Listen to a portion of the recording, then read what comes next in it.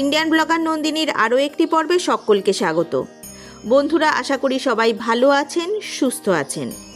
ভগবান শ্রীকৃষ্ণ এবং রাধারানীর অশেষ কৃপা পেতে কমেন্ট বক্সে অবশ্যই লিখুন জয় শ্রীকৃষ্ণ, রাধে রাধে। আজকের পর্বের বিষয় হলো এই বছর অর্থাৎ 2026 সালে বাংলা 1432 বঙ্গাব্দে চৈত্র মাসের কামোদা একাদশীর ব্রত কবে অনুষ্ঠিত হতে চলেছে। জানবো পঞ্জিকা অনুসারে সম্পূর্ণ সময়সূচি, জানবো ব্রত মাহাত্ম্য, একাদশীর ব্রত আপনারা কবে পালন করবেন, 29 নাকি 30শে মার্চ। জেনে নেব এই কামোদা একাদশীর ব্রত আপনারা কিভাবে পালন করবেন, সম্পূর্ণ সময়সূচি জানবো, পালনের সময় এবং নিয়ম সহ। এছাড়াও জানবো এই কামোদা একাদশীর দিন শাস্ত্র অনুসারে কি করবেন, কি খাবেন এবং কি নিষেধ রয়েছে। এই সব কিছুই জানবো আজকের এই পর্বে। মূল পর্বে যাব তার আগে ইন্ডিয়ান ব্লগার নন্দিনী চ্যানেলটিকে সাবস্ক্রাইব করে পাশে থাকা বেল আইকনটি প্রেস করার অনুরোধ রইল, যাতে সকল ভিডিওর নোটিফিকেশান আপনারা খুব সহজেই পেয়ে যান। বিভিন্ন পূজাপাঠের পঞ্জিকা অনুসারে আপডেট পেতে অবশ্যই এই চ্যানেলটি সাবস্ক্রাইব করে নেবেন। চলুন শুরু করা যাক আজকের পর্ব। সনাতন ধর্মে একাদশীকে অত্যন্ত পবিত্র এবং পুণ্যময় বলে মনে করা হয়। সারা বছর ধরে আসা সমস্ত একাদশীরই নিজস্ব বিশেষ তাৎপর্য রয়েছে, কিন্তু চৈত্র মাসের শুক্লপক্ষের পড়া একাদশী, যা কামোদা একাদশী নামে পরিচিত, তাকে বিশেষভাবে ফলপ্রসূ বলে মনে করা হয়। এই একাদশী হল হিন্দু নববর্ষের প্রথম একাদশী, যা ভক্তদের আধ্যাত্মিক উন্নতি এবং তাদের মনোবাঞ্ছা পূরণের সুযোগ এনে দেয়। বিশ্বাস করা হয় যে এই পবিত্র দিনে বিশ্বাস ও ভক্তির সাথে ভগবান বিষ্ণুর আরাধনা করলে জীবনের পাপ বিনাশ হয় এবং সুখ, সমৃদ্ধি ও মানসিক শান্তি লাভ হয়।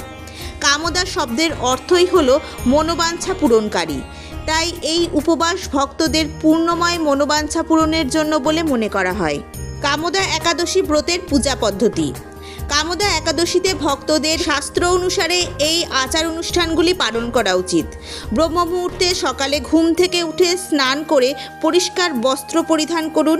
একটি পরিষ্কার আসনে ভগবান বিষ্ণুর মূর্তি অথবা ছবি স্থাপন করুন।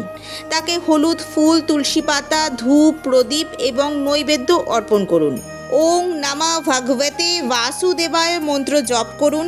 সারা দিন ভগবান বিষ্ণুকে উৎসর্গ করে স্তোত্র, কাহিনী ও কীর্তন করুন। রাত জেগে ভক্তি ভরে ভগবানকে স্মরণ করা অত্যন্ত শুভ ফল বলে মনে করা হয়। নিয়ম: দিনের বেলায় ঘুমোনো, ঝগড়া করা, মিথ্যে কথা বলা, দাঁত মাজা, চুল নখ কাটা একেবারেই নিষিদ্ধ। উপবাসের ধরন: আপনারা দুভাবে উপবাস পালন করতে পারেন। এক, নির্জলা উপবাস অর্থাৎ জল ছাড়া। অন্যদিকে ফল বা জল খেয়ে উপবাস রাখতে পারেন। সন্ধে ও রাতের দিকে বিষ্ণুর সহস্রনাম পাঠ, ভজন কীর্তন এবং রাত্রি জাগরণ করা অত্যন্ত পুণ্যদায়ক।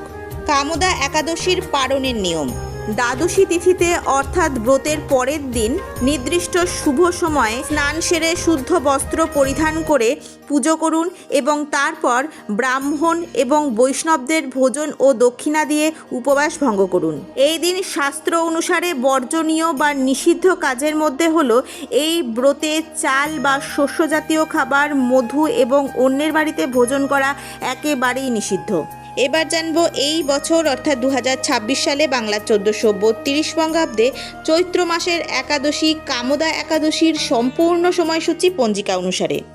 এই বছর অর্থাৎ 2026 সালে বাংলা 1432 বঙ্গাব্দে কামোদা একাদশীর ব্রত পালিত হবে 29শে মার্চ 2026 বাংলার 14ই চৈত্র 1432 রবিবার। একাদশী তিথি শুরু হবে 28শে মার্চ 2026 বাংলার 13ই চৈত্র 1432 শনিবার দিবা 10:27 গতে। একাদশী তিথি সমাপ্ত হবে 29শে মার্চ 2026 বাংলার 14ই চৈত্র 1432 রবিবার দিবা 8:51।